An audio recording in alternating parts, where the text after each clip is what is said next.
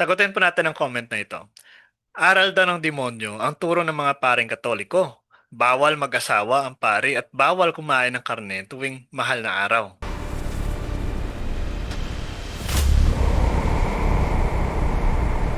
Iyan po ang paratang na madalas po nating maririnig mula sa mga anti-Catholic critics. Pero bago pa natin sagutin yan, kailangan muna nating tandaan ang malinaw na babala ng Biblia. Sa Book of Exodus 20 verse 16, sinasabi po na, "You shall not bear false witnesses against your neighbor." Ibig sabihin po ang pagkakalat ng maling impormasyon laban po sa kapwa ay kasalanan. At ayon po sa Book of Proverbs 19 verse 5, "A false witness will not go unpunished, and whoever pours out lies will not go free." Kaya kung may mga nagpapakalat po ng maling paratang laban po sa simbahan, malinaw po ang sinasabi ng Biblia. Ang kasinungalingan ay dapat ituwid. Ngayon po sagutin po natin ng direkta ang paratang na ito. Aral ba ng demonyo ang celibacy ng pare at ang pag-aayuno ng Katoliko? Now, ano bang batayan nila sa paggamit ng mga paratang na ito? Well, ginagamit po nila ang talata sa 1 Timothy chapter 4 verse 1 to 3, kung saan sinasabi po ni San Pablo na in later times, some will abandon the faith. They forbid people to marry and order them to abstain from certain foods. Now, sinasabi po nila na yan ang simbahang Katolika. Pero kapag tinatanggihan mo po ang tunay na konteksto, malinaw po na hindi ito tumutukoy sa Catholic Church. Bakit? Dahil hindi naman po ipinagbabawal ng simbahan ang pag-aasawa. Sa katunayan po, ang marriage ay isa po sa 7 sakramento ng Catholic Church. Kung aral po ng demonyo ang pag-aasawa, bakit ginawa itong sagradong sakramento?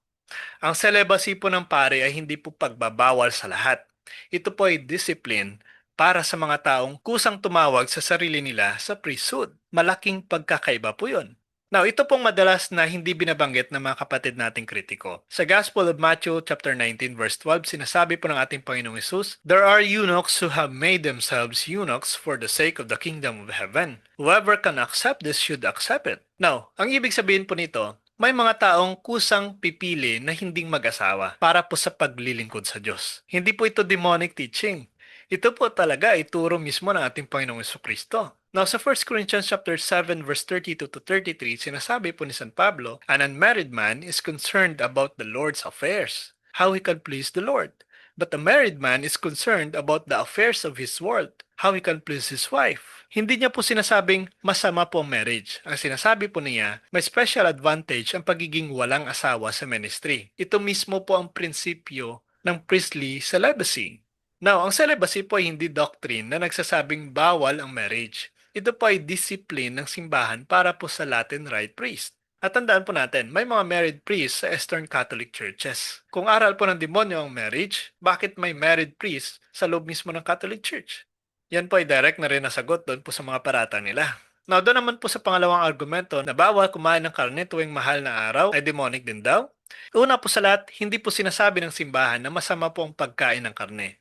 Ang ginagawa po ng simbahan ay discipline ng fasting at abstinence bilang penitensya. At ito po ay may malinaw po na biblical basis. Si Jesus mismo nagsabi na magfa-fast ang kanyang mga apostol. Sa Gospel of Matthew chapter 9 verse 15, sinasabi po ng ating Panginoong Jesucristo, "The days will come when the bridegroom is taken away from them, and then they will fast."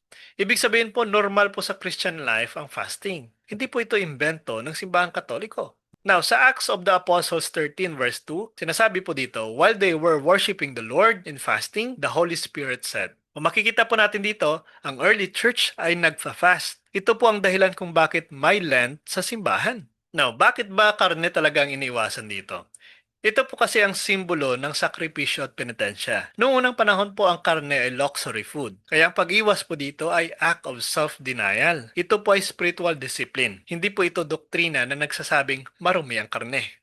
Now, ito pong malaking pagkakaiba. Ang tinutukoy po ni San Pablo sa 1 Timothy chapter 4 ay mga heretical groups na nagsasabing masama ang marriage, na nagsasabi ding masama ang pagkain ng ilang pagkain habang buhay. Iyan po ang Gnostic teachings noong unang panahon. Pero ang Catholic Church po ay kinikilala ang marriage bilang sacrament. Kinikilala na lahat ng pagkain ay mabuti. Ang fasting po ay temporary discipline lamang. Now, ang fasting po ay ginawa ng mga Kristiyano mahigit na po 2,000 years. Ang mga early Christians po ay nag-aayuno tuwing Miyerkules at Biyernes bilang pag-alala sa Passion ni Kristo.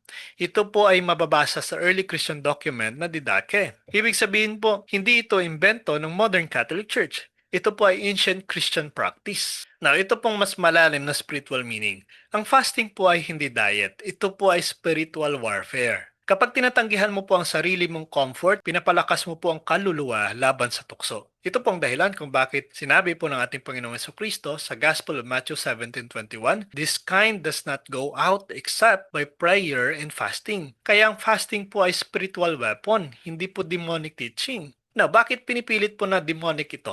Dahil madalas po ang mga kritiko ay hindi po naiintindihan ang difference po ng doctrine at discipline. Doctrine equals permanenting teaching. Ang discipline po ay pastoral practice. Ang celibacy at abstinence po ay discipline. Hindi po ito salvation requirement. So walang mali po sa katuroan ng simbahan. Ang mali po ay nasa pag-unawa lamang ng mga kritiko. Now, ito po ang irony. Ang mga taong nagsasabing aral ng demonyo ang fasting at celibacy ay hindi po napapansin na si Jesus ay nag-fasting. Si Paul mismo ay nagrekomenda ng celibacy. Kung susundin po ang logic nila, ang ating Panginoong Hesukristo mismo at si San Pablo ay nagturo po ng demonic practice. Di ba? Yan po ay kung susundan lamang ang kanilang mga argumento. Pero yan po ay maling pagkaunawa sa Biblia. Doon naman po sa tanong na bakit may celibacy ang pari ngayon, ngunit ang mga apostol noon ay may mga asawa? Kagaya ni San Pedro. Hindi po itinatanggi ng Catholic Church na may mga apostol po na may asawa. Sa katunayan po, malinaw ito sa Biblia na halimbawa po si Saint Peter the Apostle. Sa Gospel of Matthew 8 verse 14, mababasa po na Jesus went into Peter's house and saw his mother-in-law lying in bed with a fever. Kung may biyanan po si Pedro, malinaw po na may asawa siya. Ito po ay isang simpleng katotohanan. Pero dito po nagsimula ang mas malalim na tanong. Kung may asawa si Pedro, bakit pinili ng simbahan ang celibacy para sa mga pari?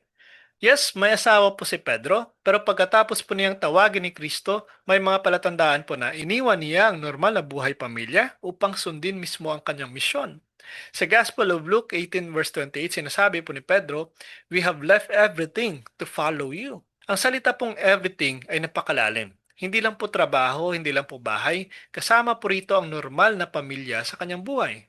Ang sagot po ng ating Panginoong Kristo sa Gospel of Luke 18 verse 29 to 30, "No one who has left house or wife or brothers or parents or children for the sake of the kingdom of God will fail to receive many times as much." Pansinin niyo po, binanggit po ng ating Panginoong Kristo ang pag-iwan ng asawa para sa kaharian ng Diyos. Hindi niya po ito kinukundina. Sa halip, sinasabi po niya na ito ay isang sakripisyo para sa Diyos. Ito ang espiritu ng priestly celibacy. Now, ang pinakamahalagang punto po sa lahat, ang ating Panginoong Jesucristo ay hindi po nag-asawa. Bakit? Hindi po dahil masama ang marriage, kundi dahil ang kanyang buong buhay ay nakalaan sa misyon ng kaligtasan ng mundo. Ang pari po ay tinawag na altar Christos, meaning another Christ. Ibig sabihin po, ang pari ay inaanyayahang tularan po ang buhay ni Kristo. At kabilang na po dito ang kabuuang pag-aalay ng sarili sa Diyos. Now, sa 1 Corinthians 7 verse 32, sinasabi po ni San Pablo, "The unmarried man is concerned about the Lord's affairs, how he can please the Lord." Ibig sabihin, ang taong walang asawa ay mas malayang maglingkod po sa Diyos. Samantalang ang may asawa ay may natural po na responsibilidad sa pamilya. At ito po ay tama. Hindi po mali ang marriage, pero iba po ang calling ng isang pari. Now, isipin niyo po ito. Kung ang pari po ay may asawa, may mga anak, may pamilya na kailangang buhayin, ano kaya ang mangyayari kung tatawagin siya sa isang misyon sa ibang lugar? Ba? Paano kung may digmaan?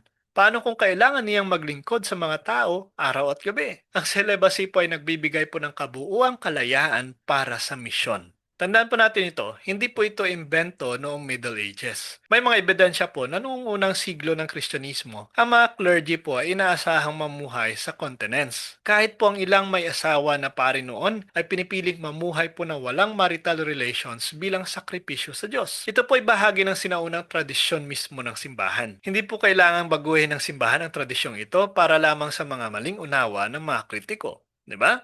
Isa pa pong mahalagang katotohanan, hindi po lahat ng pare sa Catholic Church ay celibate. Sa Eastern Catholic Churches po may mga married priests, pero hindi po sila pwedeng mag-asawa pagkatapos po ma-ordain. Ibig sabihin po, may flexibility ang simbahan sa disiplina. Pero pinapahalagahan pa rin po ang celibacy bilang ideal form of priestly life. Now, ang celibacy po ay hindi utos na bawal mag-asawa ang lahat. Hindi po ito doktrina na nagsasabing masama ang marriage. Hindi po aral ng demonyo. Ito po ay spiritual discipline na pinili po ng simbahan para sa mas malalim na paglilingkod sa Diyos. Now, mayroon po napakagandang spiritual symbolism ang celibacy. Ang pari po ay ikinasal sa simbahan. Kanyang buhay ay nakalaan sa bride of Christ na siyang simbahan. Ito pong dahilan kung bakit tinawag po na spiritual father ang mga pari. Hindi po siya ama ng iisang pamilya lamang.